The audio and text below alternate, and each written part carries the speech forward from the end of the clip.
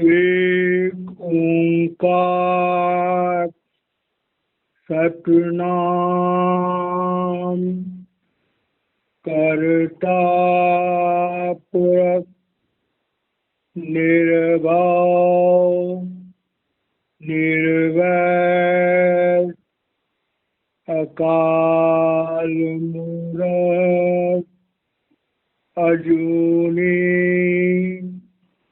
सैभं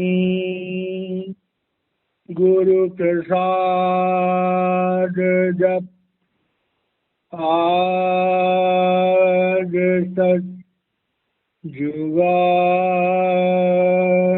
सच है भी सच नानक होसी भी सच। पहली पातशाही श्री गुरु नानक देव जी महाराज जी की पवित्र रचना जपजी साहिब का ये मूल मंत्र है। सच्चे पातशाह उस परमात्मा का गुणगान करते हैं कि हे परमात्मा, आप स्वयं प्रकट हुए ज्योति स्वरूप में और शब्द स्वरूप में।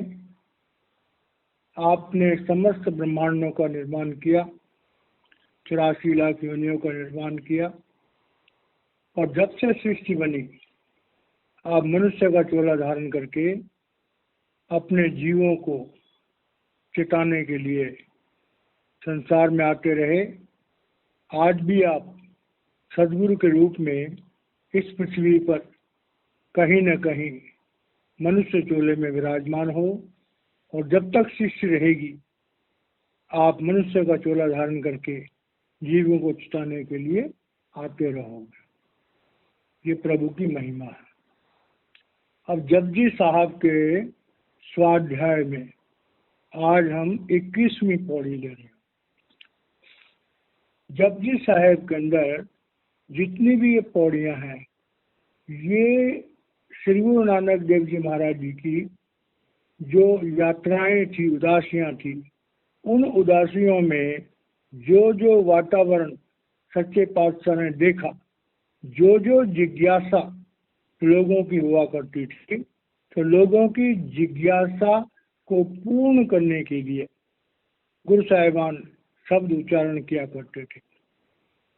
तो सच्चे पातशाह इस शब्द से पता लगता है कि जो संसार में लोग हैं जो तीर्थ करते हैं, तप करते हैं, दान देते हैं, भंडारे करते हैं, व्रत रखते हैं, उनके दिल में ये भावना रही होगी कि हे सच्चे पातशाह, हमें इन बाहरी कर्म कांडों का असल में क्या उद्देश्य होना चाहिए, आप हमें बताएं। तो इस पौड़ी से भक्ति के रास्ते पर चलने के लिए हमारा कैसा अनुभव होना चाहिए, हमारा कैसा विचार होना चाहिए, हमारी कैसी सोच होनी चाहिए। तो हम इस पौड़ी का श्रवण करते हैं और उसके बाद गुरु कृपा से इसकी व्याख्या होगी। तीरथ तप दया दत दान जे को पावे तिल का मान, सुनिया मनिया मन की भाव, अंतर्गत तीरथ मलना, सब गुण तेरे मैं नाही कोई, बिन गुण कीते भगत न होय, सुअस्ति आति वाणी वरमाव, सत्य सुहान सदा मन चाऊ। अब इस पौड़ी के द्वारा श्री गुरु नानक देव जी महाराज उस परम पिता परमेश्वर को हम कैसे प्राप्त कर सकते हैं? धर्म के रास्ते पर चलते हुए, चाहे हम किसी देश में रहते हों, चाहे हमारी कोई जाति हो, चाहे हमारा कोई धर्म हो, इससे कोई फर्क नहीं पड़ता। जो महापुरुष होते हैं, जो सदगुरु होते हैं, वो इंसान को इंसान के रूप में देखते हैं, इंसान को धर्मों के चश्मे से नहीं देखते, वर्गों के चश्मे से नहीं देखते। तो समस्त मनुष्य जाति को उस परम पिता परमेश्वर का रूप समझ करके बात करते हैं। अब यहाँ पर सच्चे पातशाह लोगों को समझा रहे हैं, संगत को समझा रहे हैं कि तीर्थ, तप, दया, दत्त दान। सच्चे पातशाह कह रहे हैं कि भक्ति के रास्ते पर जब हम चलते हैं तो हमारे सामने उस परमात्मा को जानने के लिए दो मुख्य रास्ते हैं। एक है हमारे तीर्थ स्थान और दूसरे हमारी धर्म पुस्तकें। जितने भी तीर्थ स्थान बने हैं, उन तीर्थ स्थानों पर कभी न कभी कोई महापुरुष, कोई आत्मज्ञानी गुरु, कोई सच्चा महात्मा, कोई पवित्र आत्मा, उसने वहां निवास किया था। उनकी याद में तीर्थ स्थान बने, और वो तीर्थ स्थान जो है वो प्रभु प्राप्ति के जो रास्ते हैं उनको प्राप्त करने के बाहरी सिंबल। फॉर एग्जाम्पल, हम कहते हैं कि हम अमृतसर में जाते हैं और अमृतसर के उस अमृत सरोवर में स्नान करते हैं, और अमृतसर में श्री हरमंदिर साहिब जी में अखंड कीर्तन में शामिल होते हैं। बड़ी प्यारी बात है, सारा ब्रह्मांड इस बात को मानता है। लेकिन जब हम गुरु साहिबान की रचनाओं को देखते हैं तो भाई जो असली अमृतसर है वो तो त्रिकुटी के बाद में है। जो असली अमृत का सरोवर है वो तो हमारे प्रभ्रम के देश में है, और जो हरिमंदिर साहब है वो हमारे शरीर के अंदर बना हुआ है। हमारे शरीर में, हमारे आज्ञा चक्र पर पहला अनुभव हमें अमृत सरोवर का होता है और हरमंदिर साहब का होता है, जहां पर बिना बजाए निज दिन बाजे घंटा शंख नगाड़े। तो जैसे अंदर के उस मान सरोवर, उस अमृत सरोवर और उस हरिमंदिर साहिब का चौथी पातशाही और पांचवी पातशाही के समय में अमृतसर पवित्र स्थान का उद्गम हुआ, ये नमूना। अंदर के अमृतसर और अंदर के हरिमंदिर साहब का ये नमूना है। अब आ जाओ त्रिवेणी। हमारे आज्ञा चक्र पर एड़ा, पिंगला और सुषुम्ना तीनों नाड़ियां एक हो जाती हैं, और वहां से उस बंक नाल से हमारी आत्मा आज्ञा चक्र पर सीट ऑफ द सोल पर जाके बैठती है, और वहां पर त्रिवेणी का स्नान होता है। तो असली त्रिवेणी तो हमारे आज्ञा चक्र पर है, लेकिन यहाँ बाहर प्रयागराज में 3 नदियां मिलती हैं। अंदर के त्रिवेणी के नमूने पर हमने प्रयागराज को त्रिवेणी बना दिया, और वहां पर संसार के करोड़ों लोग आकर के डुबकी लगाते। मुबारक, बहुत अच्छी बात है। लेकिन अगर हमें सचमुच में त्रिवेणी स्नान करना है तो आगे चक्र पर हो। अब आ जाओ हरिद्वार में। तो हरिद्वार में हरि का द्वार, वो दरवाजा जो परमात्मा के साम्राज्य में खुलता है। तो हरि का द्वार हमारा आज्ञा चक्र पर है। जिसमें अंदर से गंगा नदी आ रही है, सुषुम्ना नाड़ी से गंगा नदी आ रही है, और उस गंगा नदी में शब्द प्रवाह हो रहा है। तो संसार में जो मुख्य मुख्य धर्म स्थान है, मुख्य मुख्य तीर्थ स्थान है, जहां पर स्नान का महत्व है, तो वो हमारा अंदर का हरि मंदिर है, अंदर का प्रयागराज है और अंदर का हरिद्वार है। और वहीं पर सर चश्मा कौसर, मुसलमान जगत में जो हम उस अमृत की बात करते हैं, तो सर चश्मा कौसर, उस अमृत का चश्मा जो है वो भी हमारे आज्ञा चक्र पर है।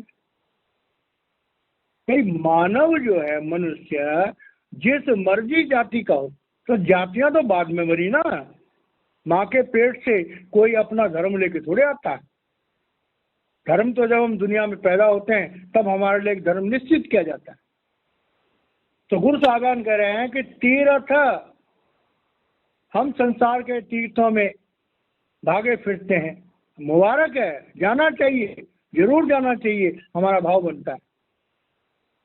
लेकिन असली तीर्थ कौन है? हमारे आज्ञा चक्र। तप, तप कहते हैं तपाने को। अब तप को हमने किसको तपाना है? अपनी इंद्रियों की वासनाओं को। अगर हम प्रभु के रास्ते पर चलना चाहते हैं तो जैसे बहुत सारे हठ योग के प्रयास हैं कि जून जुलाई के महीने में पंच अग्नि तापते हैं, कई लोग जल में खड़े होकर के घंटों के घंटे, कई लोग बर्फीली जैसी जगहों पर बैठ करके साधने, अपने शरीर को बहुत कष्ट देते हैं। वो भी मुबारक है, शरीर की साधना होती है। लेकिन तप का मतलब होता है अपनी इंद्रियों की वासनाओं को तपाना, सुखाना, इंद्रियों को वासनाओं से निर्मल करना, उसका नाम तप है। बाहरी तप जो हम इंद्रियों के द्वारा करते हैं, उसके लिए शरीर का बहुत स्वस्थ होना बहुत जरूरी है। लेकिन जो अंदर का तप है, एक बच्चा भी कर सकता है। तो असली तप क्या हुआ? हम अपनी इंद्रियों को वासनाओं की नमी से छुड़ाएं, स्वच्छ हों। अब उसके बाद आ गई दया। अब दया धर्म का मूल है, पाप मूल अभिमान। अब सवाल पैदा होता है कि हम अपने दिल में दया कैसे पैदा कर सकते? दया का मतलब है कि प्रभु की सृष्टि को प्यार करना।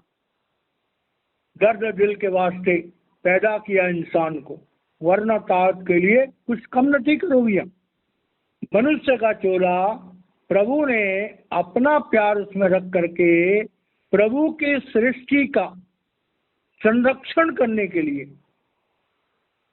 प्रभु की सृष्टि की सेवा करने के लिए प्रभु ने मनुष्य का चोला बनाया था, और उसमें दया थी। लेकिन दया कहाँ होती है? हमारे हृदय में नाभि चक्र पर। दया कौन कर सकता है?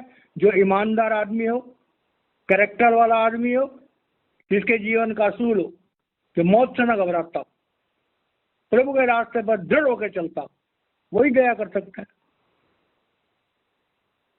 मतलब कि अगर हम प्रभु भक्ति के रास्ते पर चलते हैं तो हमारे जीवन में लोभ और काम वासनाएं नाम मात्र के लिए होनी चाहिए। कर्म के मुताबिक जितना उसका उपयोग है हमें करना चाहिए। तो जो आदमी सच्चा होगा, जो आदमी कैरेक्टर वाला होगा, उसमें अपने आप एक खास किस्म की ताकत आएगी। वो किसी भी अन्याय के साथ में डट के खड़ा हो जाएगा, चाहे जान चली जाए, और वही दूसरों पर दया कर सकता है। धर्म हमें निडर होना सिखाता है, धर्म हमें धर्म की रक्षा करना सिखाता है। दया कौन करेगा? समर्थ होगा, बलवान होगा, दयावान होगा, वही दया करेगा। तो हमें भक्ति के रास्ते पर ये गुण अपनाना चाहिए।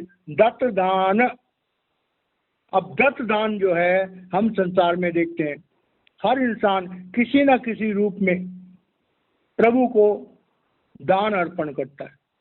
दान हम किसी भिखारी को भी देते हैं, दान हम किसी साधु को भी देते हैं, दान हम किसी मंदिर में भी देते हैं, दान हम किसी गुरुद्वारे में भी देते हैं।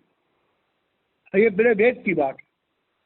जो दान हम अपनी यश कीर्ति के लिए देते हैं, वो दान प्रभु के रास्ते पर ज्यादा हमें फायदा नहीं दे सकता। अक्सर हमसे गलती हो जाती है कि जब हम दान देते हैं तो उसका डिमॉन्स्ट्रेशन भी कर देते हैं। बकायदा अनाउंसमेंट होती है कि फलाने इंसान ने इतने हजार रुपए, इतने लाख रुपए दान दिए, तो वहां पर क्या आता है, उस दान का अहंकार रहता है। तो कह रहे हैं दत्त दान, दत्त दान का मतलब जो दातें प्रभु ने हमें दी, उन दातों को प्रभु की दातें समझ करके हम आगे देते हैं। और सारे धर्मशास्त्रों में कहा गया कि सबसे बड़ा दान होता है गुरु घर की सेवा। एक सच्चे महापुरुष के सत्संगों में, चाहे लंगर के लिए हो, चाहे किसी और चीज के लिए हो, सतगुरु के दरबार में दिया हुआ जो दान होता है किसी भी रूप में, वो सर्वश्रेष्ठ होता है। क्योंकि उस धन का, उस वस्तु का प्रभु प्रेमियों के लिए उपयोग होगा। और प्रभु प्रेमी क्योंकि प्रभु को पाना चाहेंगे, इसलिए उनको जो लाभ मिलेगा उसका सबसे बड़ा फल मिलता है। तो इस तरह से गुरु साहिबान संगत को समझा रहे हैं कि भाई हमारा तीर्थ करने का क्या स्टाइल होना चाहिए, तप कैसे करना चाहिए, दया किस तरह से करनी चाहिए और दान किस भावना से देना चाहिए।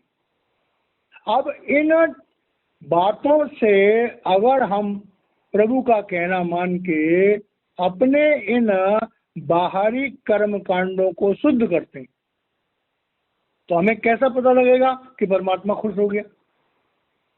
तो गुरु साहिबान कह रहे हैं कि जे को पावे तिल का मान। अब यहाँ पर कई भाई बहन जो हैं वो व्याख्या करते समय तिल को कहते हैं थोड़ा सा, तिल भर, थोड़ा सा।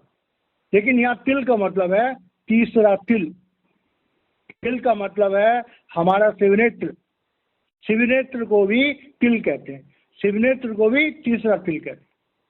तो कह रहे हैं कि तीर्थ, तप, दया और दान से अगर हमें हमारी आत्मा की पहुंच हमारे आज्ञा चक्र पर तीसरे तिल पर नहीं गई और हमने वहां जाकर के प्रभु के ज्योति स्वरूप और प्रभु के शब्द स्वरूप के दर्शन नहीं किए, तो कह रहे हैं भैया फिर तो ये हमारी तीर्थ यात्राएं, ये हमारे तप, ये हमारा दया, ये हमारा दान फलीभूत नहीं हुआ।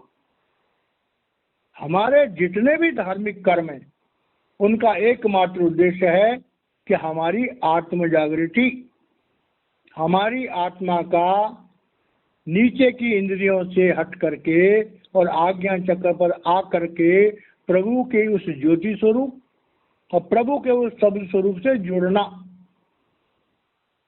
सारे कर्म कांड के जितने हमारे साधन हैं, चाहे हम भागवत कराएं, चाहे हम राम कथा कराएं, चाहे हम सत्यनारायण की कथा कराएं, चाहे हम पाठ रखें, सुखमणि साहब का पाठ करें, जो भी हम करें, हमारा उस धार्मिक कार्य का जो रिजल्ट होना चाहिए वो होना चाहिए हमारी आत्मा आज्ञा चक्र पर आ जाए। अगर हमारे कर्म कांडों से हमें आज्ञा चक्र पर आने का सौभाग्य प्राप्त नहीं होता है तो हमारी पूजाएं अधूरी हैं, हमारी तीर्थ यात्राएं अधूरी हैं, हमारा दान देने का तरीका अधूरा है। हमें इस पर सोच विचार करना पड़ेगा। अब कह रहे हैं कि जब हम भक्ति के रास्ते पे चलते हैं तो कह रहे हैं सुनिया मनिया। अब ये बात बड़ी गहराई से समझने वाली है।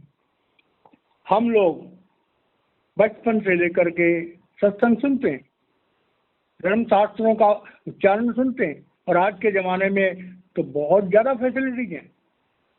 जो मर्जी तुमने सत्संग सुनना हो, यूट्यूब पे जिस मर्जी महापुरुष का सत्संग सुनना हो, यूट्यूब पे अवेलेबल है।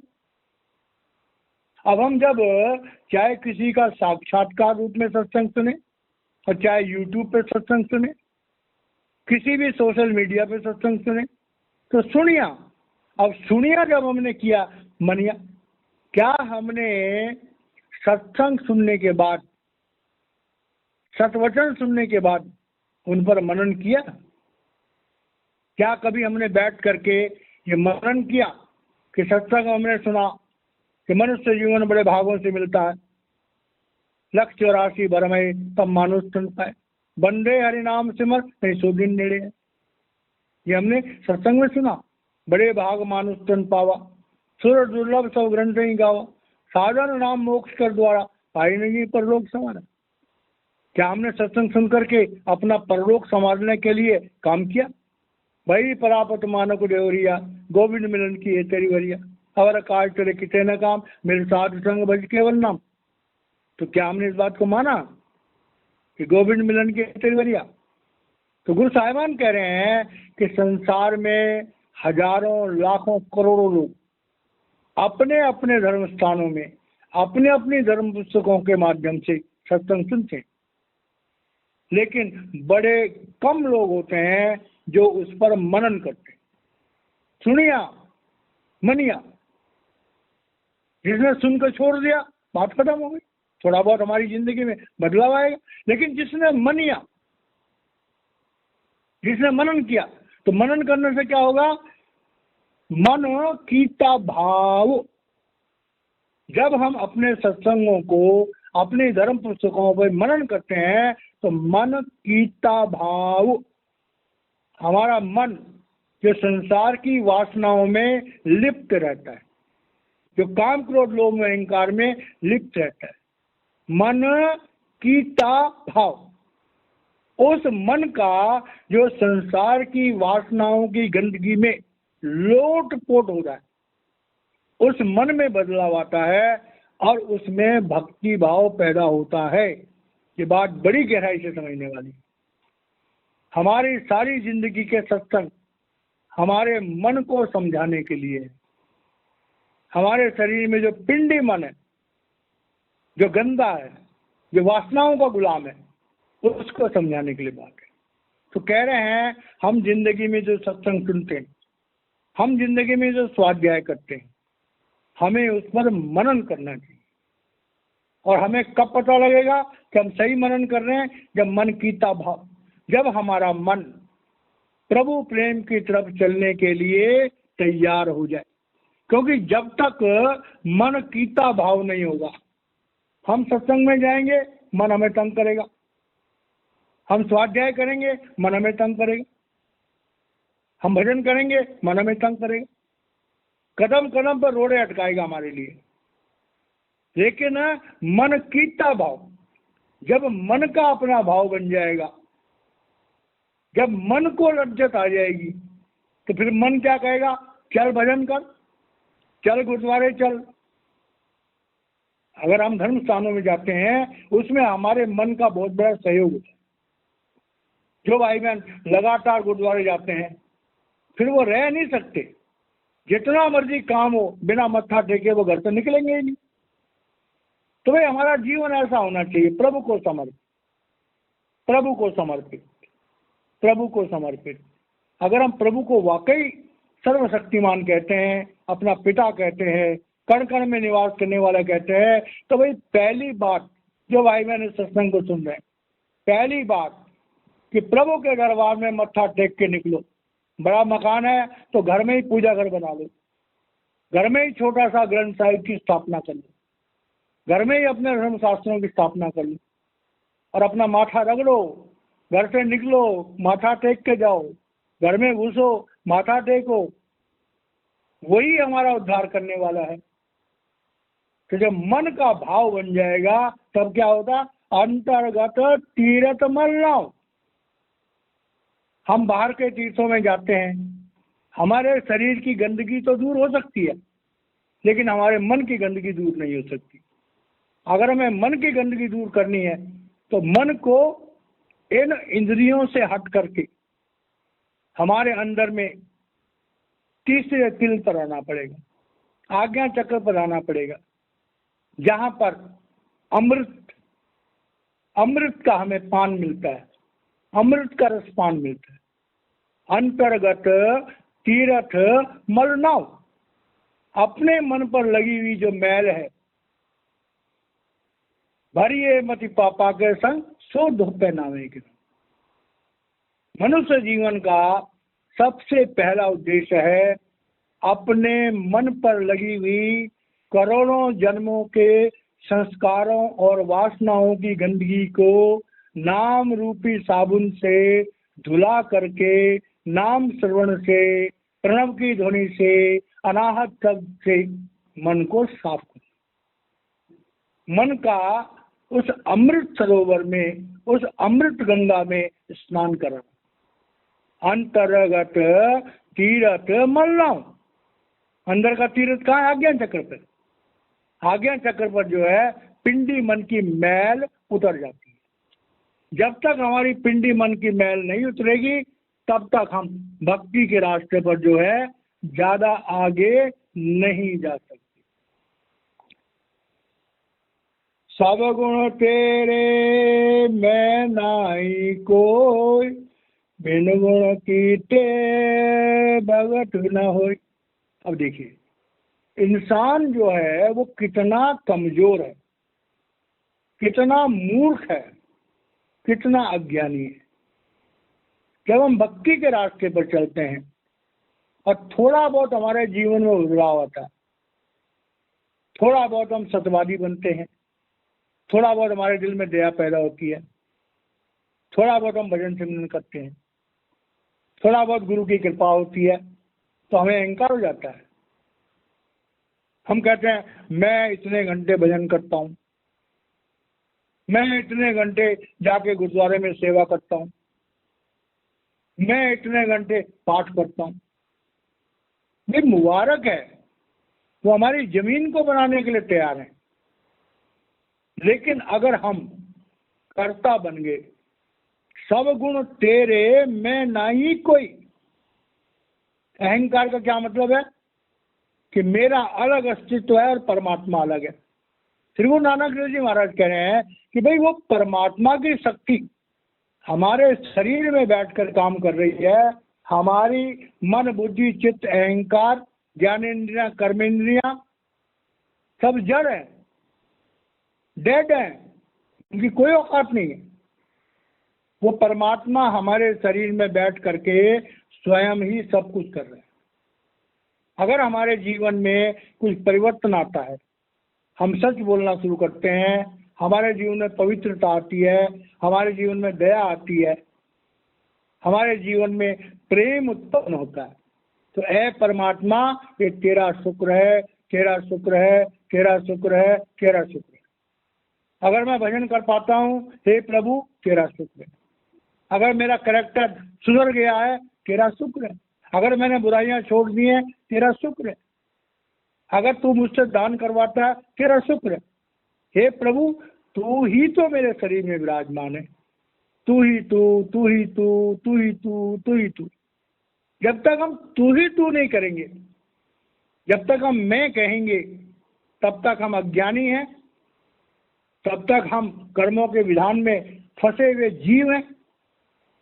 जब हम तू ही तू कहते हैं तो वो परमात्मा जो है हमारे शरीर में प्रकट हो जाता है। तो सब गुण तेरे मैं नाही कोई, है प्रभु मेरा कोई अस्तित्व नहीं। आप ही मेरे शरीर में बैठ करके मेरी इंद्रियों के द्वारा, इस शरीर में लगी हुई आंखों के द्वारा, इन कानों के द्वारा, ये जो हाहट शब्द हमारे गले से उत्पन्न होता है, ये भी तू ही है कि सब गुण तेरे मैं नाही कोई, मेरा प्रभु कोई अस्तित्व नहीं है। ऐ रोम रोम में बसने वाले राम, जगत के स्वामी अंतर्यामी, मैं तुझसे क्या मांगू? तो तू ही तू सब कुछ है, तो मांगने के लिए क्या जरूरत है? जब कर्ता प्रभु हो गया तो मांगने की जरूरत कहां पैदा? बिन गुण कीते भगत ना हो। अब एक तरफ तो कह रहे हैं गुण सब प्रभु के हैं, दूसरी तरफ कह रहे हैं कि जब तक हम गुणों को नहीं अपनाएंगे तब तक हम भक्ति के रास्ते पर नहीं चल सकते, तब तक हमारी भक्ति दृढ़ नहीं हो सकती। कामी क्रोधी लालची इनसे भक्ति ना हो, और भक्ति करे कोई सुरमा जाति वर्ण को लुके। श्रीमद् भागवत महापुराण में आता है कि जब तक हम ज्ञान और वैराग्य को धारण नहीं करेंगे तब तक हमारी भक्ति दृढ़ नहीं होगी। तो यहाँ पर कह रहे हैं कि बिन गुण कीते भगत ना हो। अब कौन से गुणों की बात कर रहे हैं? हमारे शरीर में जो 5 चक्र हैं, हमारे अंदर 5 दुर्गुण है। कौन सा दुर्गुण है? काम क्रोध लोभ मोह अहंकार। जब काम क्रोध लोभ मोह अहंकार बस में आते हैं तो उसकी जगह क्या होती है? नम्रता, विरक्ति, दया, पवित्रता और दान प्रवृत्ति। तो यहाँ पर गुरु साहिबान का जो शब्द है ये एक तरह से अरदास है, एक जीव आत्मा की परमात्मा से अरदास है। हे प्रभु, मेरे अंदर वो गुण पैदा कर जो आत्मा के गुण है। जब आत्मा के गुण मेरे जीवन में आ जाएंगे तो मेरी रूहानी यात्रा आसान है। दुनिया में 2 ही तरह के लोग होते हैं, एक होते हैं मनमुख, जो मन इंद्रियों के गुलाम होते हैं, काम क्रोध लोभ में अहंकार में फंसे होते हैं। दूसरे हैं गुरुमुख, जो आत्मा की जागृति पा लेते हैं, और उनके गुण होते हैं नम्रता, विरक्ति, दया, पवित्रता और दान प्रवृत्ति। तो कह रहे हैं प्रभु उन गुणों को मेरे मन में डालो। मन बुरा नहीं, मन ब्रह्म का अंश है। पहले वो पिंडी है, पिंडी मन है, फिर अंडी मन है, फिर ब्रह्मंडी मन है। मन त्रिकालदर्शी है, मन काल निरंजन का अंश है, मन 3 लोकों में सर्वशक्तिमान है। तो मन को समझना भी जो है वो बहुत ज्यादा जरूरी है। तो इस तरह से शरणांगत होने का जो गुण है, भगवान कृष्ण भी गीता में कहते हैं कि सर्वधर्मान परित्यज्य मामेकम शरणं व्रज अहं त्वा सर्व पापेभ्य मोक्षयिष्यामि मा शुचः। अरे तो मेरा बन के तो देख, मुझे अपना के तो देख, मैं तेरे करोड़ों जन्मों के पाप कर्मों को नाश कर दूंगा, तुझे पवित्र बना करके अपने अंदर मिला दूंगा। तो गुरु की सामर्थ्य है, गुरु में ताकत है। वो किसी पापी से पापी जीव को भी अपने जैसा पवित्र बना सकता है, सचखंड भेज सकता है। आगे कह रहे हैं स्वस्ते आते वाणी वर्माओ सत्य सुहान सदा मन चाओ। अब ये बात बड़ी गहराई समझ में। स्वस्ति कहते हैं नमस्कार करने के लिए, आती कहते हैं माया को, वाणी कहते हैं अंदर के शब्द को, आहतल और अनाहत, वर्माओ कहते हैं ब्रह्मा। अब गुरु साहिबान कह रहे हैं ए परमपिता परमेश्वर, मैं आपको नमस्कार करता हूं कि आप सतनाम हैं। आपकी इच्छा हुई, आपने माया उत्पन्न करी। आपकी इच्छा हुई, आपने माया उत्पन्न करी। आपकी इच्छा हुई, आपने ब्रह्मा जी को बनाया। ब्रह्मा जी ने सृष्टि का निर्माण किया। अब संसार में जीने के लिए आपने हमें आहत शब्द दे दिया। वाणी हमारे कंठ से जो उच्चारण होती है, हर जीव आवाज करके बोलता है। 83 लाख योनियां जो है सबकी अपनी अपनी वाणी है, सबकी अपनी अपनी भाषा है, इसे हम कहते हैं आहत शब्द। लेकिन गुरु नानक देव जी महाराज कह रहे हैं कि ए परमात्मा, तेरा करोड़ करोड़ बार शुक्र है कि तूने जब माया उत्पन्न करी, जब तूने ब्रह्मा जी को बनाया और ब्रह्मा जी को वाणी उच्चारण करने की ताकत दी। कौन सी वाणी? जो हमारे गले से निकलती है। लेकिन हे प्रभु, तूने उस अनाहत शब्द को, वाणी के 3 मतलब है। एक वाणी है जो ग्रंथ साहब में हम पढ़ते हैं, इसे वर्णात्मक कहते हैं। एक वाणी है जो हमारे अंदर है, उसे हम ध्वनात्मक कहते हैं, प्रणव की ध्वनि। और एक वाणी है जो हमारे गले से उच्चारण होती है। तो कह रहे हैं, हे प्रभु, आपको नमस्कार है कि आपने माया उत्पन्न करी, आपने सृष्टि के उत्पत्ति के लिए ब्रह्मा जी को नियुक्त किया, आपने ब्रह्मा जी को आहत शब्द उच्चारण करने की ताकत दी। लेकिन ऐ मेरे परमात्मा, आपका ये भी शुक्र है कि आपने अपनी शक्ति, जिसे हम धुर की वाणी कहते हैं, जिसे हम अनाहत शब्द कहते हैं, जो सतलोक में सत शब्द है, प्रब्रह्म में सार शब्द है, और ब्रह्म में प्रब्रह्म में सार शब्द है, और ब्रह्म में आकर अनाहत शब्द, और वो अनाहत शब्द हमारे अंदर विराजमान कर दिए, जिस अनाहत शब्द को हम नाभि चक्र तक सुन सकते हैं, उसके नीचे नहीं। अनाहत शब्द को कौन सुनेगा? जिसके अंदर लोभ नहीं होगा, जिसके अंदर काम वासनाएं नहीं होंगी, जिसके अंदर क्रोध नहीं होगा। नहीं होगा मतलब धर्म संगत, जो अपने धर्म के नियमों के मुताबिक चलता होगा, वही अंदर की उस धुर की वाणी को सुन सकता है। तो कह रहे हैं कि स्वस्ति आठ वाणी बरमाओ, ये जो आपने ब्रह्मांड बनाया, ब्रह्मा जी को बनाया, कर्मों के विधान को बनाया, सत सुहान सदा मंच, तूने हमें उस सत्य से जुड़ने के लिए, सत मने सतनाम, सत मने धुर की वाणी, सत सुहान, उस धुर की वाणी की सुंदरता के सत सुहान सदा मन चाऊं। कह रहे हैं, जब तो हमें इस पृथ्वी से वापस ले जाना चाहता है, तो अपनी उस धुरवाणी को, उस धुरवाणी का जो आनंद है, उस धुरवाणी की जो पहचान है इस संसार में, ऐ प्रभु, जब तो मनुष्य का चोला धारण करके आता है, तो अपने जीवों को उस धुर की वाणी से जोड़ लेता है। सत्य सुहान, उस धुर की वाणी की जो सुंदरता है, उसकी जो लज्जत है, उसका जो आनंद है, उसका जो अमृत टेस्ट है, वो तो हमें करा देता सदा मन चाऊं। और तब मेरा मन जो है उस धुर की वाणी से हर समय लगा रहना चाहता है।